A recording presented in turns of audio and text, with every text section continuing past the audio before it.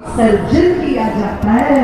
इसीलिए संत बार बार सचेत करते हैं, जागो जागो जागो जागो। और जब कभी अवसर हो जाए, और आपने देखा हमारे यहाँ किसी की मृत्यु का प्रसंग हो तो भी दान किया जाता है, इसके नाम से वस्त्र बिस्तर जाने क्या क्या दिया जाता है। लेकिन हमारे यहाँ किसी का जन्म हो जाए तो भी उपहार बांटे जाते हैं, उत्सव में उपहार बांटे जाते हैं। व्रतों में अभी कौन सी एक चौथाई थी,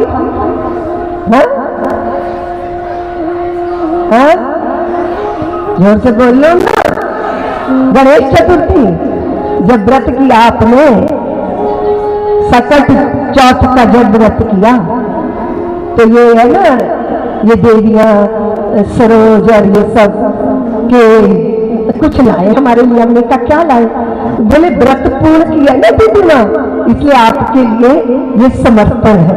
बड़ों को, अग्रजों को, माता को, पिता को, तुम्हारा जन्मदिन है और तुम कहो अपने पति के गले में अंगूठा देके कि मेरे लिए ही गहने लाओ, मेरे लिए ही वस्त्र लाओ। लेकिन आपका जन्मदिन है और आप अपने बड़े बुजुर्गों के लिए, अपनी सासू माँ ससुर के लिए, अपनी जेठानी के लिए, बड़ों के लिए, उनके लिए कुछ नवीन वस्त्र लाओ, उनके चरणों में रखो। अब आपको आशीर्वाद मिलने वाले हैं, अक्षय आशीर्वाद।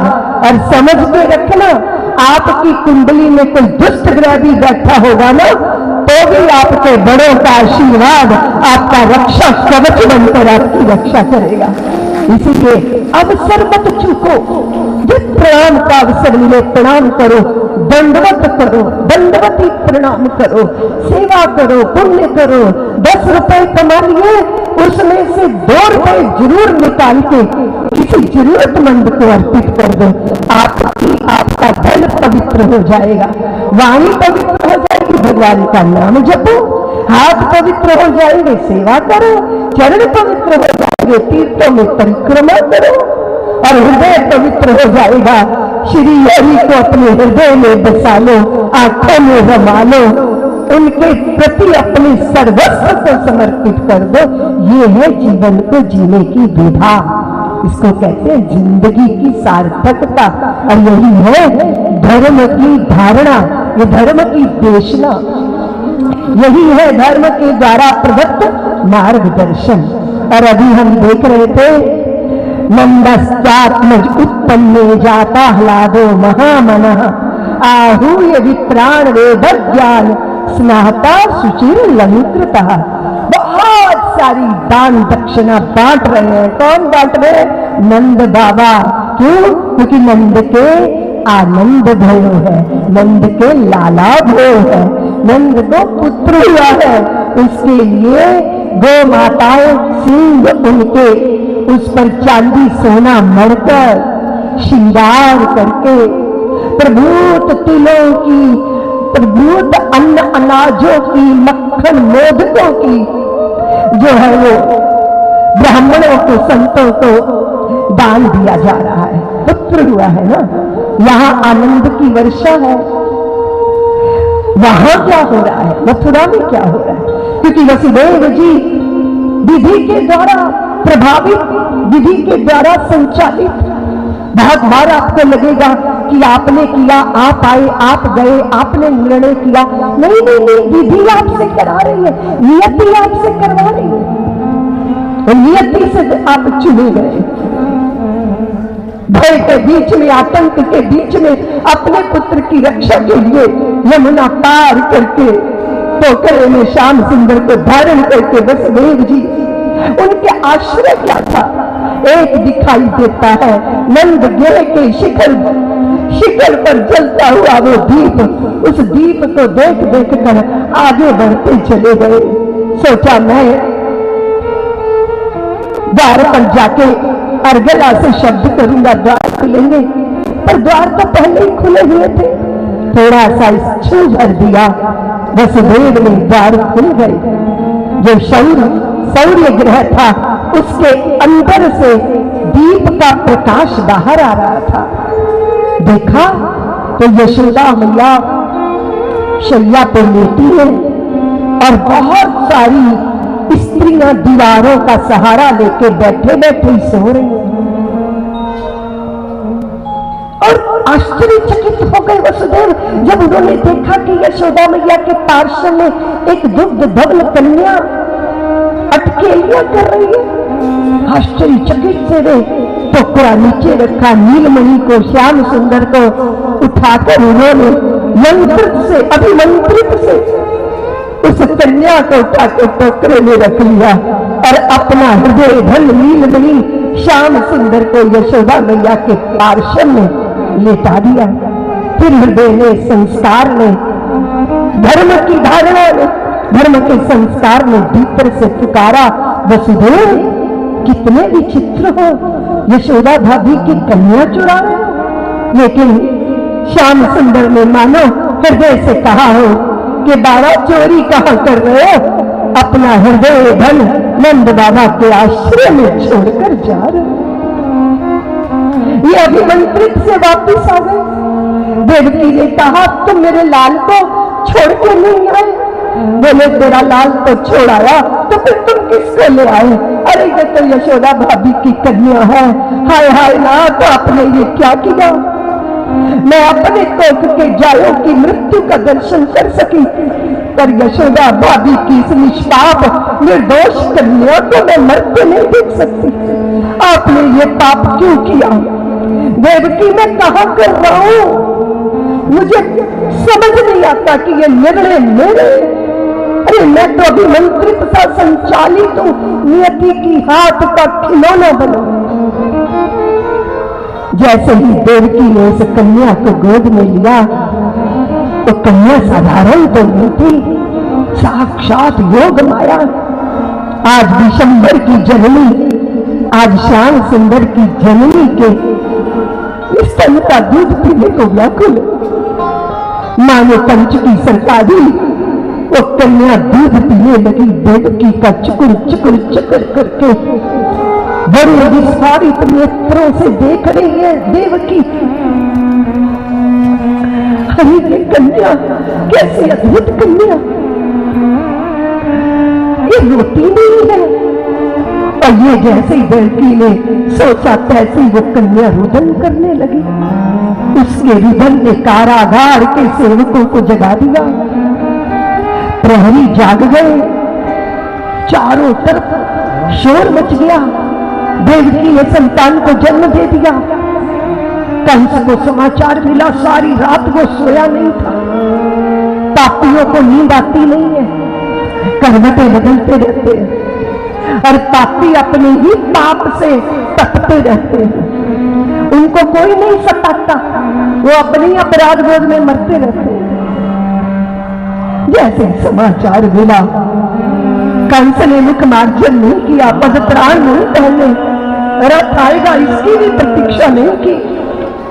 सारी रात वर्षा हुई है, सारी रात बिजली चमकी है, पूरा नगर जल से भरा है। और कंस दौड़ा दौड़ा दौड़ा देवकी के सम्मुख जाके खड़ा हो गया और देवकी ने कन्या छाती से लगा ली। भैया ये मेरा पुत्र नहीं है, ये मेरी पुत्री है। तुम्हें भय मेरे पुत्र से है ना? कन्या अबद्ध होती है भैया, शत्रु की कन्या का भी वध नहीं किया जाता। हाथ जोड़ के देवकी कंस के अनु ने निवेदन कर रही, कन्या है ये, मत मारो भैया। उस कंस से आशा है देवकी को कि ये पुत्री को नहीं मारेगा। पर भारत के इस युग की नारियों ने कितनी पुत्रियां मारी है कोख में, नहीं स्वीकार की।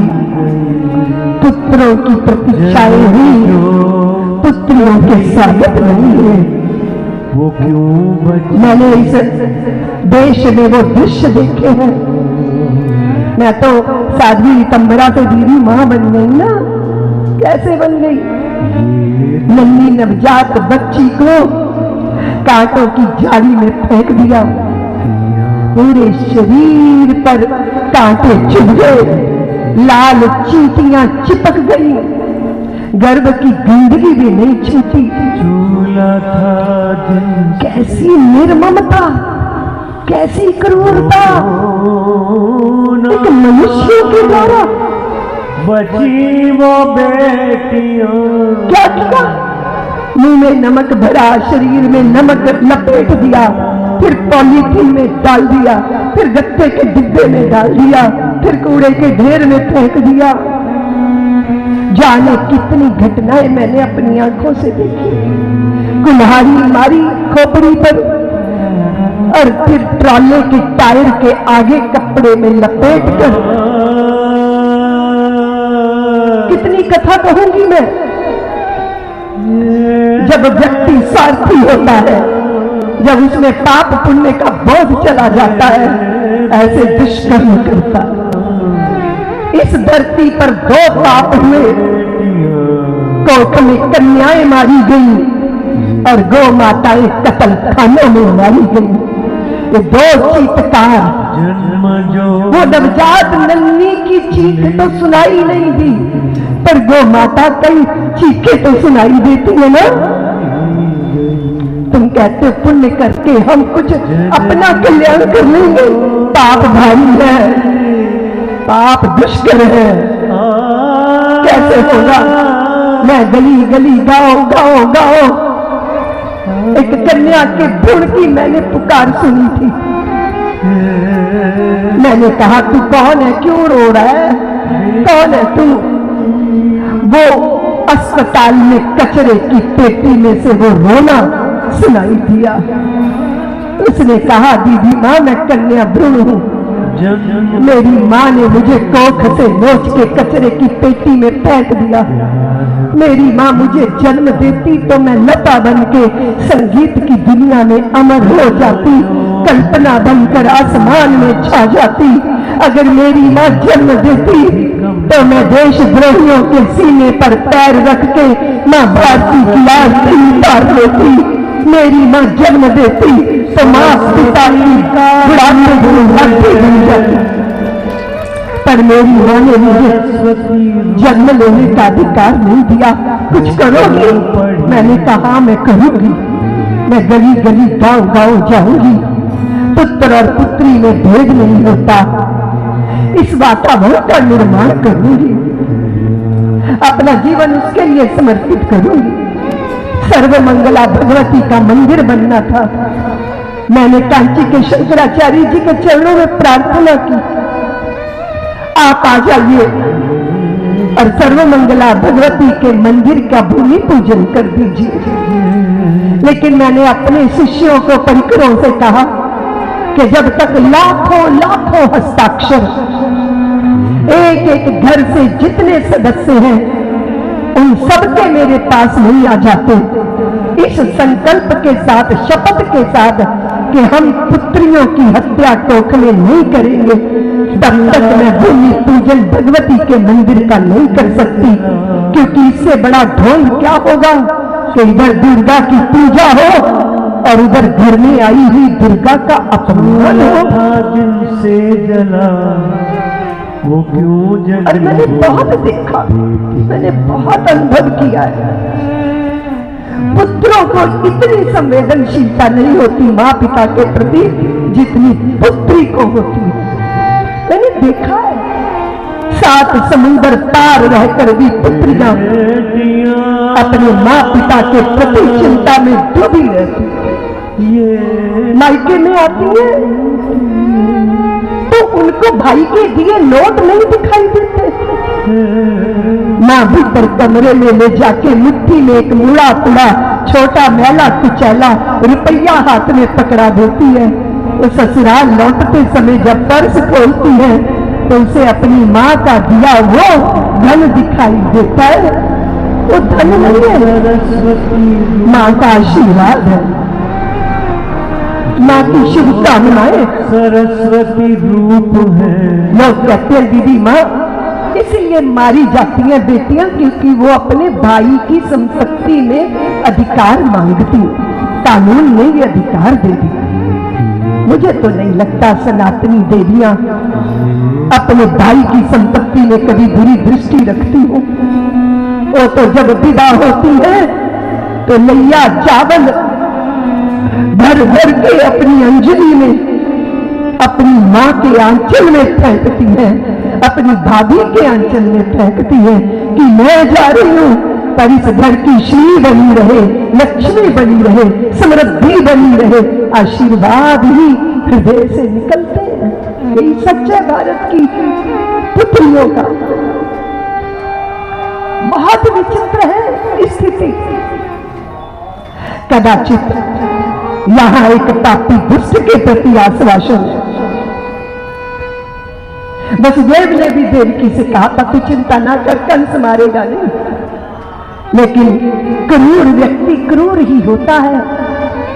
चरण पकड़ के उसने जैसे ही उस कन्या को शिला पे पटकने का प्रयत्न किया, वो साधारण तो नहीं थी ना, वो तो भगवती जगदम्बा हाथ से छिटक कर आसमान में गर्जन तर्जन करने लगी कि दुष्ट पापी, तू अपनी मृत्यु के भय से नवजात शिशुओं की हत्या कर रहा है, तेरा मारने वाला तो ब्रज में जन्म ले चुका है। बस इस घोषणा ने कंस की नींद और चैन सबका हरण कर दिया।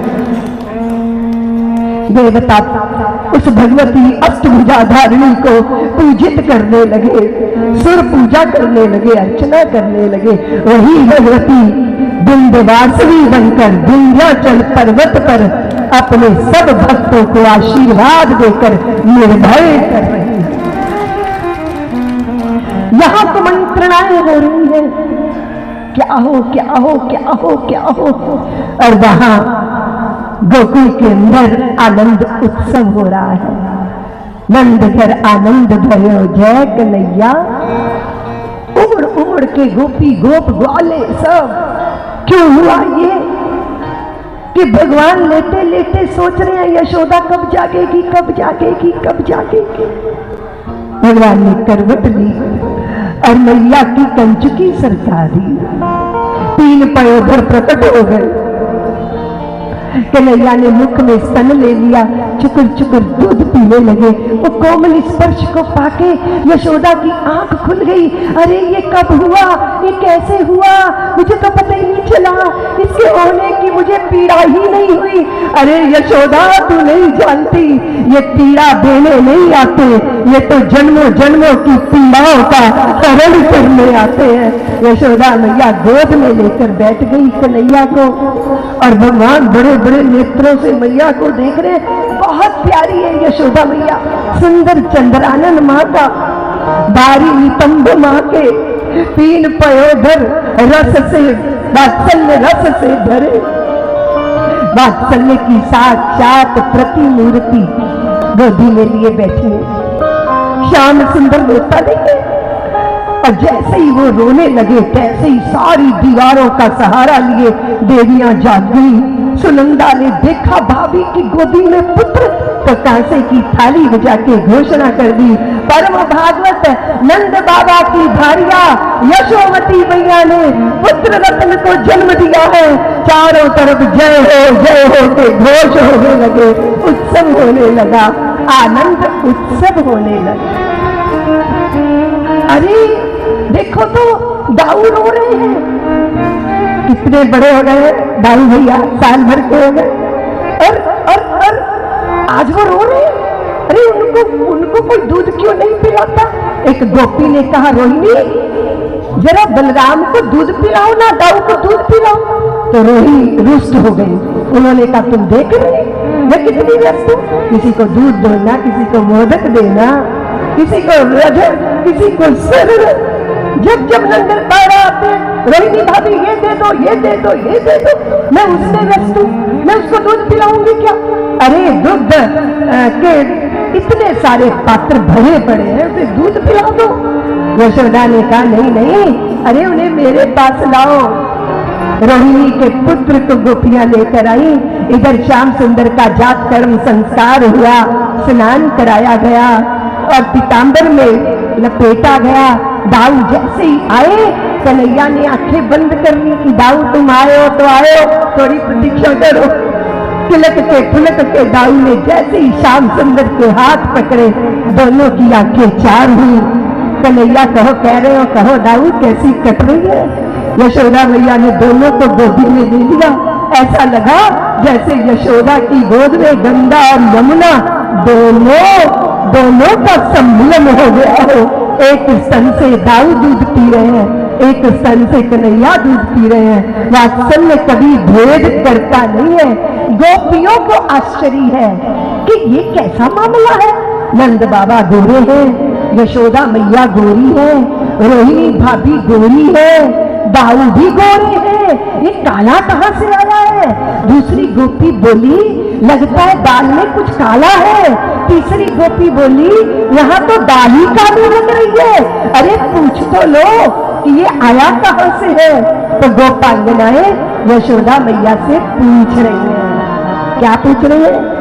तने लाल कहां ते पाए, बता दे सची मोह